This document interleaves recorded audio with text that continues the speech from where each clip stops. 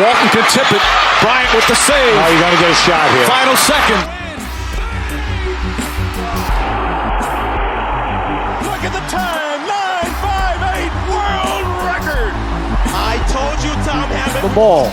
Lewis gets it to LeBron for three for the win. Yes!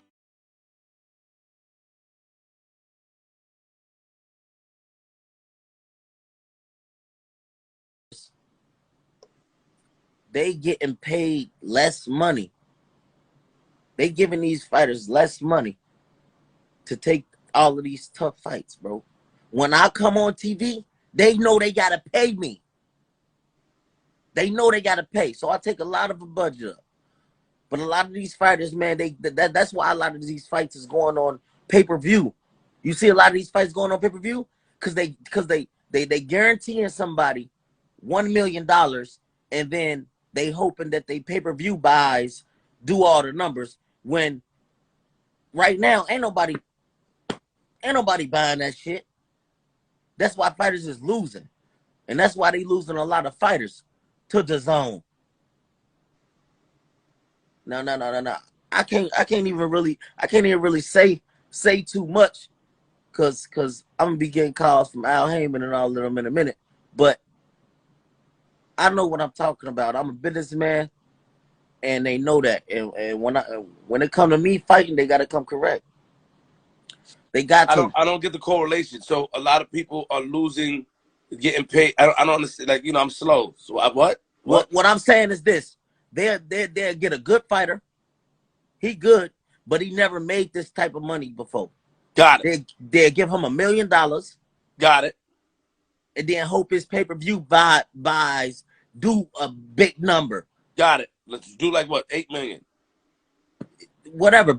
What's going on, y'all? What's going on, y'all? You know, this is Tokyo Ish Sports TV, and I'm back with another one. I'm at these haters' neck like necklace, and I'm going up like helium. Before I jump in this video, make sure y'all hit that like, make sure y'all hit that subscription button. Now let me jump all the way in. So, for those who don't know, that's Adrian Broner and Queens Flip. Queens Flip, he's a comedian, Queens. He's from Queens, I think. Queens Flip, yeah, Queens Flip. He's from Queens. Yeah, he's a comedian from Queens. He does a lot of skits, and I guess they friends, and I guess they were just chopping it up. So somewhere in the conversation, Adrian Broner got to exposing the PBC and Al Heyman, and when I tell you, Adrian Broner said a lot of stuff that I've been speculating, and he just put the nail in the coffin, and he just made it to be true. And I'm pretty sure he's not the only boxer on the PBC side that feel this way. He's just the only one that has the balls to come out and say it. Now, if you recall, like 2 months ago, there were a rumor that was going around that the PBC was going broke. There was a rumor going around that the PBC was going broke because there was an interview where I think it was one of I think it was the president or somebody of the PBC was asked about Terrence Crawford, and he basically said he couldn't afford Terrence Crawford. Terrence Crawford was asking for way too much. So, this is to show you that he was serious. If you can't pay your own fighters, how are you going to be able to pay Terrence Crawford? Errol Spence and Yordenis Ugas is fighting in a unified bout. And Errol Spence Jr. is making $5 million. And I'm just being generous. That's if pay-per-view goes well. He's projected to make $5 million, but he's guaranteed to make $1.5 million. Now, I'm not trying to shit on nobody, but Sean Porter, that crossed the street and fought Terrence Crawford, he was guaranteed $4 million plus to fight Terrence Crawford. Meanwhile, you got Errol Spence and Yordenis Ugas, an in-house fight, and altogether, they're making like $8 million. So I want to ask y'all a real question: who's the real slave owner? Because Bob is a slave owner. We're not going. So Bob is a slave owner. We know Bob is a slave owner. But the idea that a black person can't be the problem within the within boxing, y'all bugging out. Y'all bugging out. Y'all gotta stop falling for this. We have the same skin complexion. Just because you have the same skin complexion, that doesn't mean you're the same or you think the same. Al Heyman is proving that, and y'all not looking at it. Y'all should want to see Errol Spence Jr. and Terrence Crawford get in the ring. Y'all shouldn't care or y'all shouldn't stress the business aspect of it too much, because when it comes down to it, you're boxing. That's what we love. We love boxing. We're watching boxing.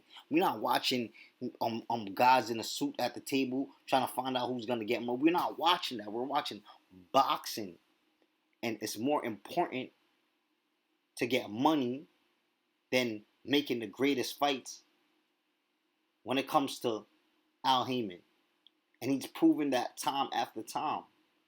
He make in-house fights because he's gonna get all the money to make in-house fights. Now that the PBC is going broke, now you see Errol Spence, he can't get that $5 million and all of that what he was getting from before. He can't get that before.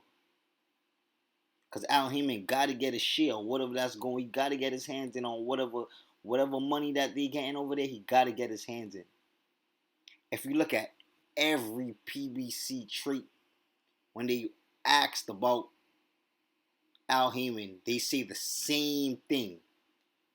The same thing. Al changed my life. Al did this for me. Al did that for me. Al did this for me. But I want y'all to go check out Barbershop Conversations. I'm not a fan of him. I don't like him at all. But he made a very good point. Al Heyman and Bob Arum is the same. It's not different. It's just no different. Bob Arum stunt whatever fighter of color's growth, while Al Heyman do the same. Because there's no way Errol Spence Jr. and Yordenis Ugas is fighting for a unified belt, and they're getting paid $8 million altogether. It just doesn't make any sense. And I'm being generous when I say $8 million. I'm trying to project good pay-per-view numbers. But this is what happens when you just care about money so much that you're not trying to put in time or put in energy to make these fights happen so boxing could grow. And they want Terrence Crawford to sign to the PBC so he can be a next Gary Russell Jr. that don't have no money, that can't get no fights. They've been pressuring Terrence Crawford, come to the PBC, because they need Terrence Crawford. Think about it. The best fighter in the world on the PBC, that I'm not going to lie, they got good promotion. They can promote the shit out of a fighter, make you think that they top welterweights. Just imagine that. They need Terrence Crawford. They need him, and they can't have him. And that's why every time when that fight presents itself with the Errol Spence Jr. and Terrence Crawford, they always gonna lowball him. It's all about business with these guys, bro. And that's why boxing is just turned into, it's just like wrestling is so proper. It's just like, it's not even about fighting no more. It's just about he say, she say, you going online, talk about him seeing, like, it's just a whole bunch of circus going on in boxing right now. And it shouldn't be like that. And just like how Bob Arum is a slave owner, so is Al Heyman. Could be black and could be a slave owner. I know y'all know history. I want to know what y'all think about this, guys. Cause I've been saying this for a long time. If you tune in to my old videos, I've been saying Bob Arum. He's Bob Arum and Al Heyman. They're one and the same. Al Heyman, he just a wolf in sheep clothing.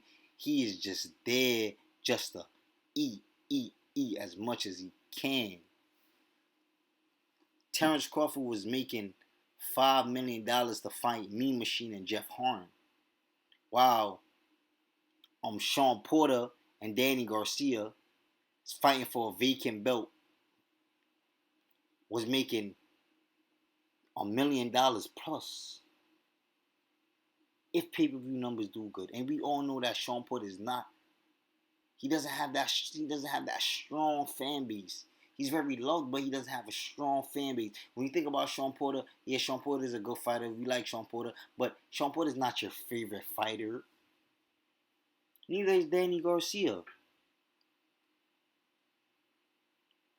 So just imagine how much money they're gonna sell.